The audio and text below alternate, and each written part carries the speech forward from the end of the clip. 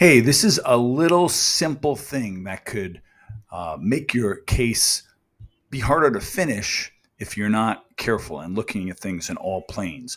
Here's a case that's almost complete. We have number 24 that needs a little bit of mesial out rotation and maybe 25 mesial in. When I click this, we have only three aligners. I gave it a tiny bit of overcorrection, but let's just assume it like that. And you notice how the tooth is rotating out on the mesial around the axis of the tooth, and that seems like a reasonable movement. And it is. But when you view it from here, see if you notice what's going to happen that you do not detect when looking at it from the occlusal.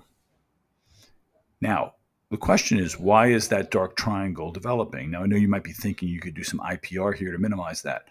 But what's built into this plan is, do you see how the root angle, the root is moving distal? You can't see that in that other view.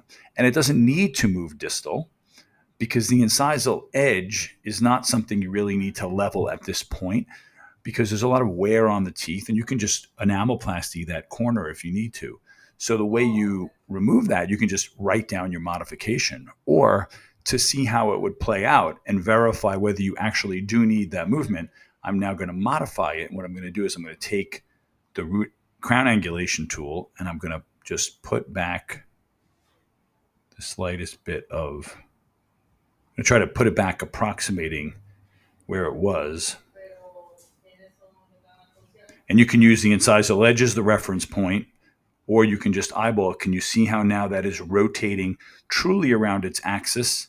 And that's why you still have the incisal edge height discrepancy there. And when you look in this view, you of course want to verify that you're going to have the same type of movement. And to take it one step further, I've pointed this out before. Look at the gingival margin on the lingual of 24. You see how that's moving forward?